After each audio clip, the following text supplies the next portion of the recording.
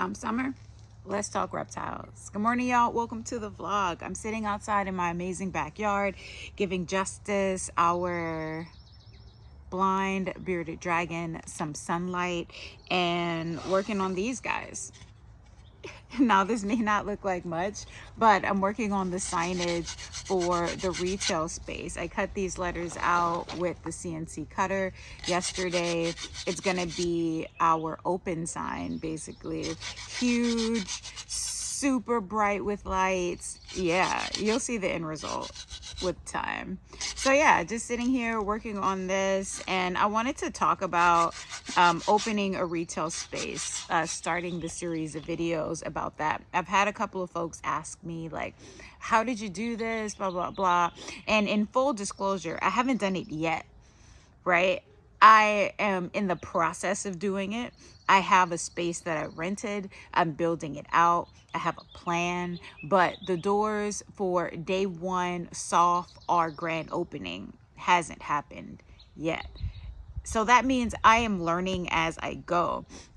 I do have some history working in a retail environment. I've never worked in a store as, say, like, I don't know, a stalker or a manager or a cashier, but I did work for Whole Foods on the marketing team. So I have a lot of experience with retail space marketing, retail space graphic design, marketing strategies within retail spaces, and then all the other stuff I'm kind of having to learn and wing it as I go.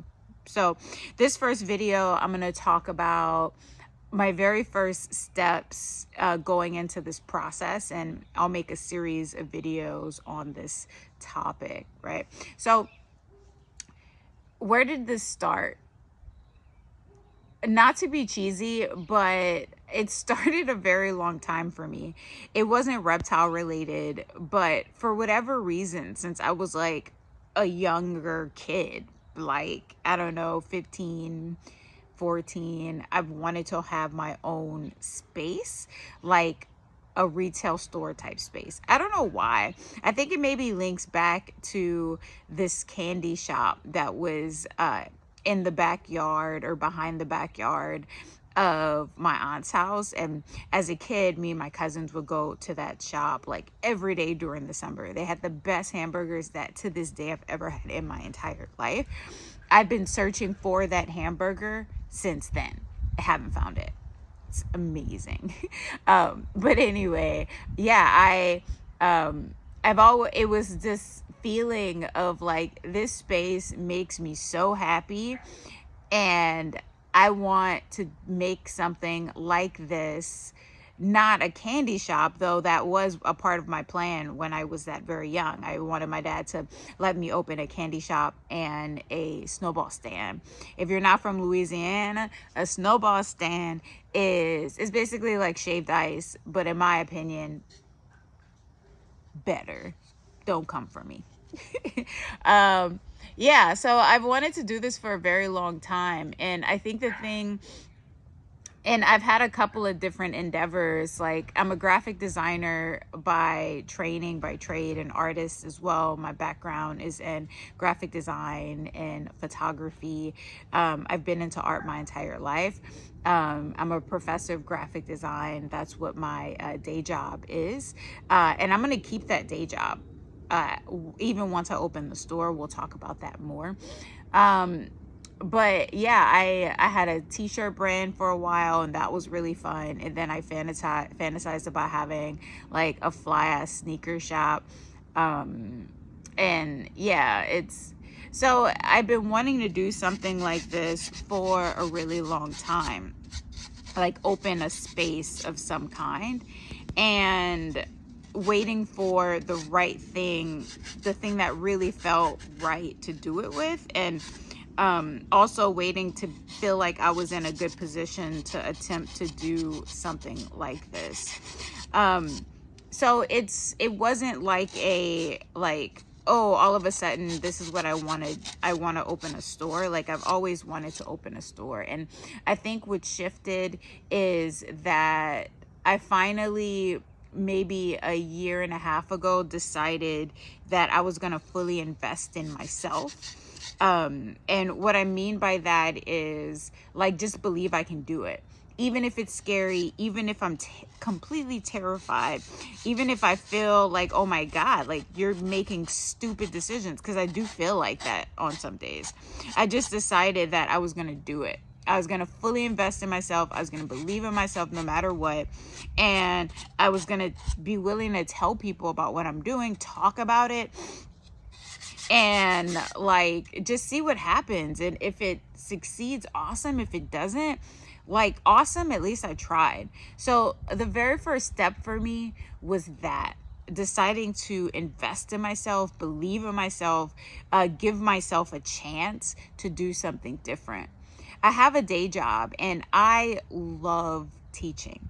Like, at my core, it is one of the things that's really a part of the fabric of who I am. I'm like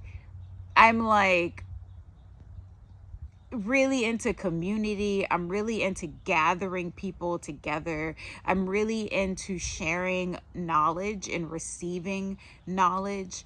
And I feel like teaching is as much me receiving knowledge as it is me giving people knowledge as well. And so my day job is teaching, and I love it. I really do. I love my students. I love working with them. I love helping them. I love when they like have questions. I love when they make me aware of something that I was not aware of.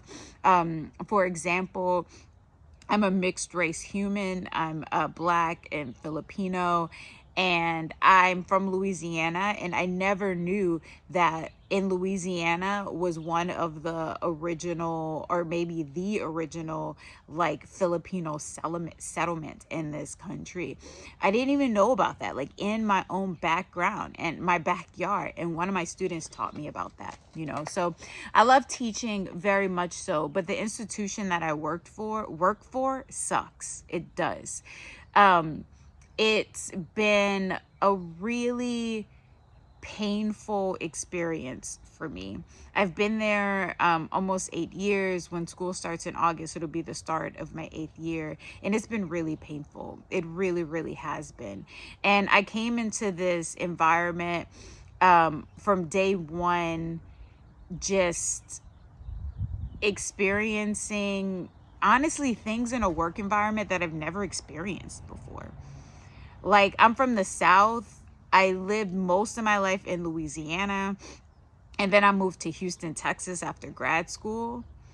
And the things that I have experienced in terms of like racism and microaggressions here in California at this school, I've never experienced it in any of my work environments. I haven't. And it was kind of shocking because I didn't expect that. Not that I think that California doesn't have racism. I just didn't expect it because I hadn't experienced it up to this point in any of my work environments. It was blatant. It was from like, I don't want to say too much identifying things, but like having folks like basically pick an argument or come to chastise me about something they felt that they didn't like that I did, that, and me replying calmly and having them say to me, hey, whoa, I'm not trying to pick an argument with you. I'm not trying to fight with you. And me having to sternly reply with, you came to me with information that's not factual, and I'm allowed to give you my side of the story. And having to stand there and feel the feelings of, I am giving you zero aggression, but because of how I present in this world, because of my visual identity and your visual identity, you are perceiving me as being aggressive and angry, and you're allowed to do that, and that's okay. And then you're allowed to play victim even though you're the one who came to me. Anyway, it's been a lot. So I love teaching, I do, but the environment I work in is toxic.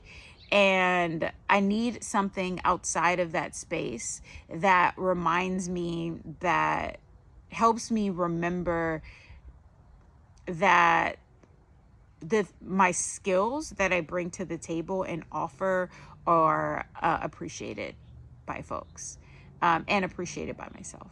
So it was these things coming together. It was like working in this space where there is like zero accountability for all of the behavior. And trust me, I've talked to my dean about the things that have happened. I've had meetings with my dean and the people that cause issues for me.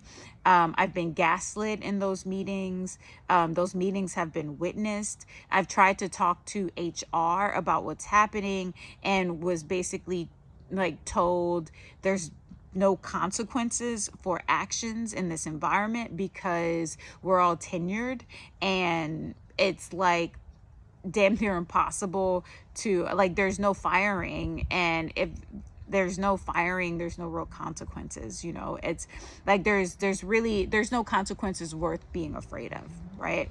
So like I've tried all the avenues.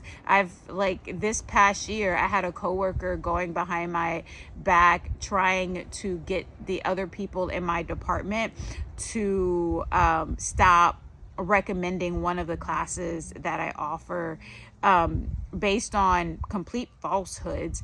And one of my colleagues, I was completely out the loop for this, of course. And then one of my colleagues contacted me and was like, hey, this is what's going on. I find it very upsetting. I'm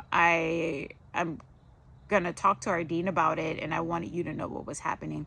And then as soon as that happened and it was brought to light and we talked to the dean, that same coworker started trying to interact with me kindly, like none of that was ever happening.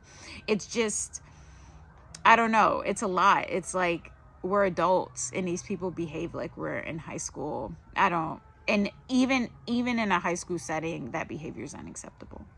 So I needed something that like really brings me joy outside of this space. And like I have a lot of joy in my life. Like I've made really good life choices. I really have. And when I come home from work, the first thing that I do is go into my reptile room, and I try to make sure I always get home before lights out. And I interact with my crew, and I really, really enjoy them. I do so much. It's like they wash away my day, and they scratch they come out, they crawl all over me, they hang out with me, and they wash away the muck of the day. And I decided that I want that to be a bigger part of how I spend my time. And I want that to be a bigger part of how I spend my life. But we live in a capitalistic system also.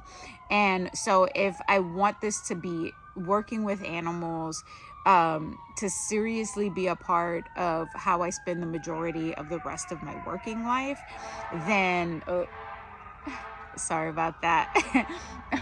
But if I want working with animals to be a serious part of the way that I spend the rest of my working life, then I have to do it in a way that's financially sound and a way that's financially viable. So that combination of I'm going to bet on myself, believe in my own skills, my own ability, my ability to pull this off and do it well, to do it in a way that I've been really craving to see out in the world.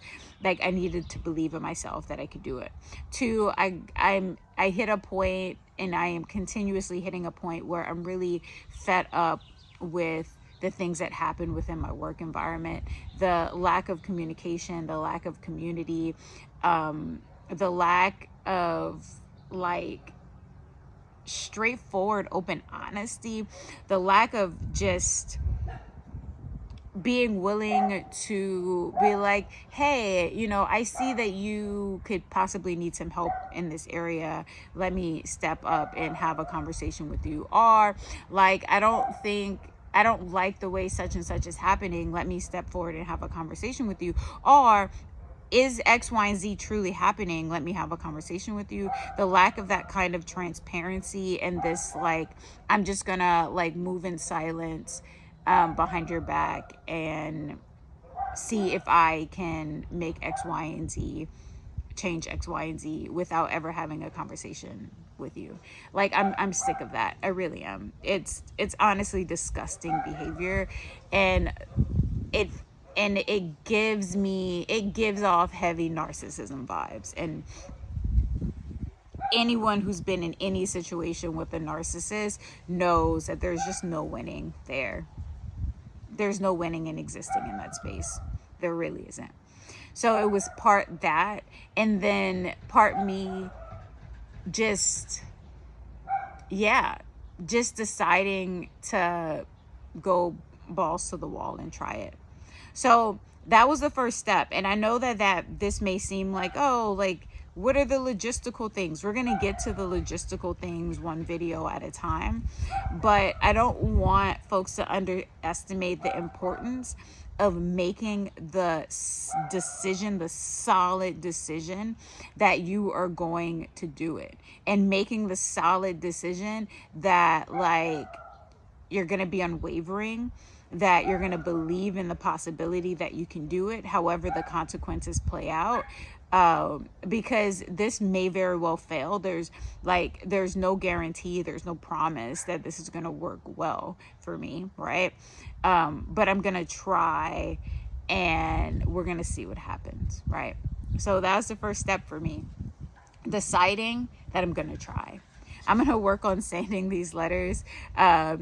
This video is plenty long enough. I hope you find this information helpful. If you're interested in following along with the journey of me opening this retail space, me sharing the knowledge of how I am going about this, seeing really cool, amazing animals, learning how to care for them well, all of that stuff, yeah, follow along, subscribe, hit that bell.